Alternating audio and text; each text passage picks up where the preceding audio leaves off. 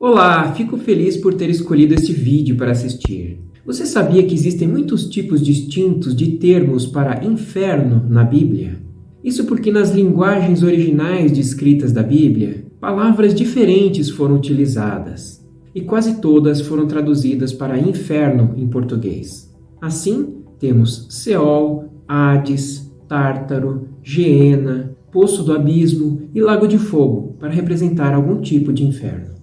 E a ideia aqui é mostrar o que representa cada um deles e de que forma são distintos.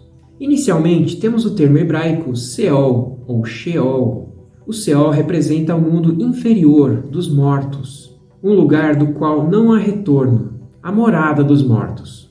Esse termo aparece 63 vezes no Antigo Testamento, seja se referindo a inferno, sepultura, sepulcro, cova, abismo, além, reino dos mortos ou morte.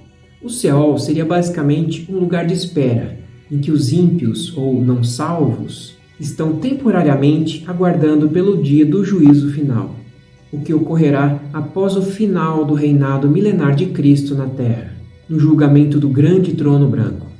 Mas não é um lugar de repouso, pois quem está lá já está experimentando os tormentos que virão após o seu julgamento. Como exemplo, ele aparece em Números, na história da rebelião de Corá contra a autoridade de Moisés e Arão no deserto.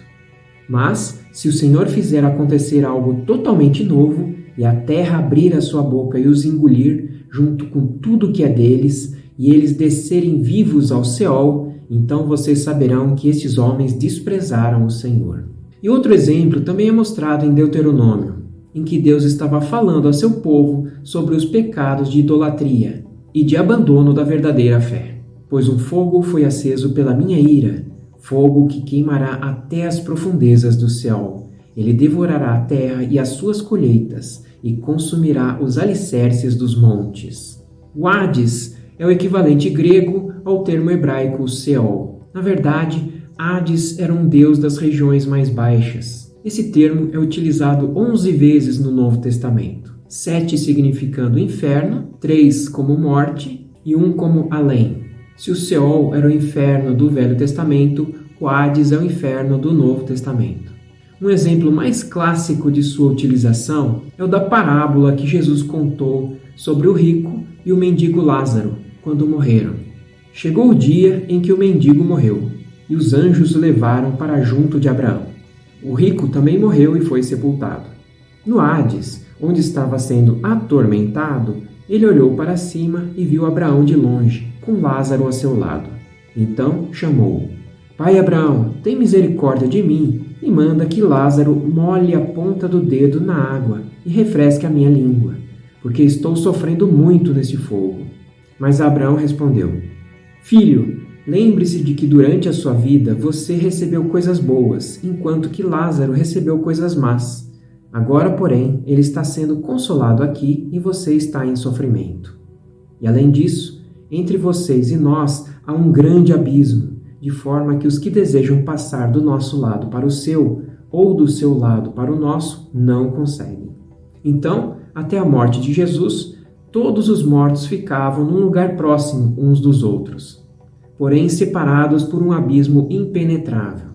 De um lado, os salvos ficavam no chamado seio de Abraão, e do outro, o Hades ou Seol, para os ímpios, um lugar de tormento. Após a morte de Jesus, os salvos foram levados ao paraíso, e os que morreram ou morrerem deste ponto em diante e forem salvos, irão para o paraíso, e se não forem salvos, estarão ainda no Hades aguardando seu julgamento final.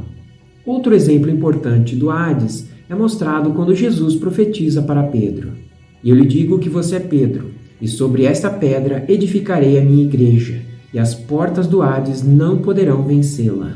Aqui ele queria dizer que a igreja poderá invadir e saquear o inferno temporário, ou seja, livrar as pessoas do inferno final, por meio da pregação do Evangelho, de forma que as pessoas se convertam antes de sua morte.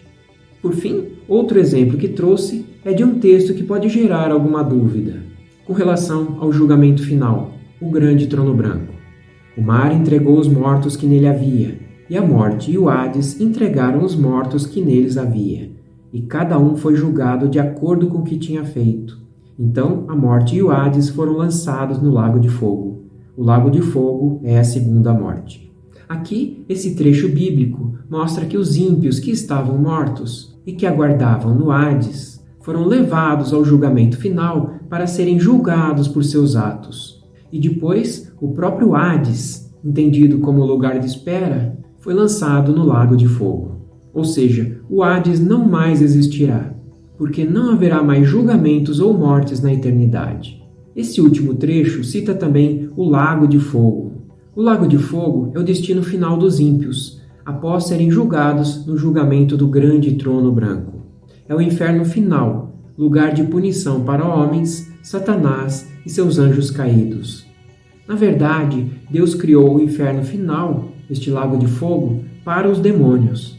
Porém, com o pecado do homem e a consequente separação de Deus, os ímpios também terão lugar lá. Originalmente, no grego, não existe a expressão lago de fogo como uma única palavra. Existe o limene, que é o lago, que aparece 9 vezes no Novo Testamento. 4 vezes como lago de água mesmo, em Lucas, e 5 vezes como lago de fogo, em Apocalipse 19, 20 e 21.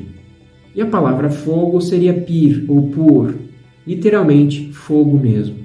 Aparece 71 vezes no Novo Testamento, com o significado literal de fogo. Ou seja, o lago de fogo que aparece no Apocalipse seria literalmente um lago formado por fogo.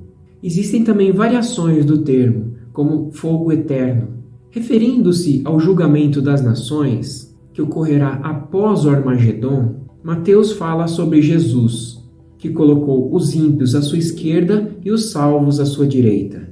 Então ele dirá aos que estiverem à sua esquerda: malditos, apartem-se de mim para o fogo eterno, preparado para o diabo e os seus anjos. Ou então, outro termo relacionado ao lago de fogo, na qualidade de inferno como lugar de punição eterna ou final, seria Geena, ou Geena de fogo. É uma adaptação da palavra hebraica Ge-Inom, que significa Vale de Inom. Esse vale ainda está localizado na parte sul de Jerusalém. Pertenceu a Inom e depois a seus descendentes. Ali foi feito um altar onde eram feitos sacrifícios de crianças ao deus Moloque. Elas eram colocadas vivas na estátua de Moloque, que depois era incendiada.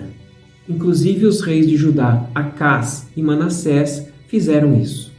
Para abafar os gritos das crianças, tambores tocavam alto continuamente. Jeremias fala sobre este vale. Por isso, certamente vêm os dias, declara o Senhor, em que não mais chamarão este lugar Tofete ou Vale de Ben-Inom, mas Vale da Matança. Vale de Ben-Inom é o vale do filho de Inom. Ben é igual a filho em hebraico. E Tofet é igual a lugar de fogo em hebraico. Mas é interessante notar que Tof também era tambor, do tipo de tambores com moldura, em geral tocados por mulheres para acompanhar cânticos em danças rituais. Então, o termo Tofet casa bem com lugar de fogo e de tambores. Posteriormente, o rei Josias derrubou o altar que havia ali e acabou com as abominações que aconteciam. Então, aquele vale se tornou um lugar de incineração de lixo e de outros objetos de descarte de Jerusalém. Com isso, ele ficou sendo um exemplo de mar de fogo contínuo, onde havia sofrimento, especialmente das mães das crianças sacrificadas. Era um símbolo das chamas do inferno, um lugar de mortandade. Geena aparece 12 vezes no Novo Testamento, 7 vezes em Mateus, 3 vezes em Marcos, 1 em Lucas e 1 em Tiago, sempre se referindo ao inferno como lugar final de morada e de sofrimento eterno. Em geral, o termo Geena sempre aparece como inferno mesmo nas versões bíblicas, pois se trata do destino final dos ímpios, como mostra Lucas. Mas eu lhes mostrarei a quem vocês devem temer. Temam aquele que, depois de matar o corpo, tem poder para lançar no inferno. Sim, eu lhes digo, esse vocês devem temer. Outro tipo de inferno na Bíblia é o Tártaro.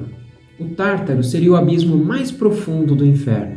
Esse termo aparece somente uma vez na Bíblia, pois Deus não poupou os anjos que pecaram, mas os lançou no inferno, prendendo-os em abismos tenebrosos, a fim de serem reservados para o juízo. Ou seja, Tártaro é um tipo de inferno reservado aos demônios, para aguardarem seu julgamento final, para irem ao inferno final, o Geena ou Lago de Fogo. Judas dá mais informações sobre esses demônios presos. E os anjos que não conservaram suas posições de autoridade, mas abandonaram sua própria morada, ele os tem guardado em trevas, presos com correntes eternas para o juízo do grande dia. Aqui, muito provavelmente, se trata de anjos caídos que tiveram relações com mulheres mortais e foram presos no Tártaro para esperar seu julgamento. E desse relacionamento podem ter nascido os Nefelins, os gigantes da terra. Não vou entrar aqui nesse assunto, mas tem um vídeo sobre Nefelins, caso se interesse. Por fim, temos também a expressão poço do abismo. O original grego phreer significa poço mesmo, e é citado 5 vezes no Novo Testamento, 3 como poço de água e 2 como poço do abismo. E abismo em grego é abyssos, citado 9 vezes no Novo Testamento. Uma em Lucas 8:31, uma em Romanos 10:7 e 7 vezes em Apocalipse. Todos os significados se referindo a um lugar de moradia no mundo inferior. Como este exemplo de Apocalipse. O 5º anjo tocou a sua trombeta e viu uma estrela que havia caído do céu sobre a terra. A estrela foi dada a chave do poço do abismo. Quando ela abriu o abismo, subiu dele fumaça como a de uma gigantesca fornalha. O sol e o céu escureceram com a fumaça que saía do abismo. Da fumaça saíram gafanhotos que vieram sobre a terra, e lhes foi dado poder como o dos escorpiões da terra. Esse texto é rico em detalhes e mostra que Satanás, a estrela caída do céu, recebeu a chave do poço do abismo, que era como uma fornalha, e onde moravam gafanhotos demônios que irão torturar a humanidade por 5 meses, como se pode ver nos próximos versos deste capítulo de Apocalipse. E o abismo, inclusive, tinha um rei. Tinham um rei sobre eles, o anjo do abismo, cujo nome em hebraico é Abaddon e em grego Apolion. Também este abismo é o lugar de origem de uma besta, que será o anticristo. E finalmente, Satanás será preso por 1000 anos neste abismo. Vi descer do céu um anjo que trazia na mão a chave do abismo e uma grande corrente. Ele prendeu o dragão, a antiga serpente, que é o diabo, Satanás, e o acorrentou por 1000 anos. Lançou-o no abismo, fechou-o e pôs um selo sobre ele, para assim impedi-lo de enganar as nações até que terminassem os 1000 anos. Depois disso, é necessário que ele seja solto por um pouco de tempo. Então, este também é um tipo de inferno descrito na Bíblia.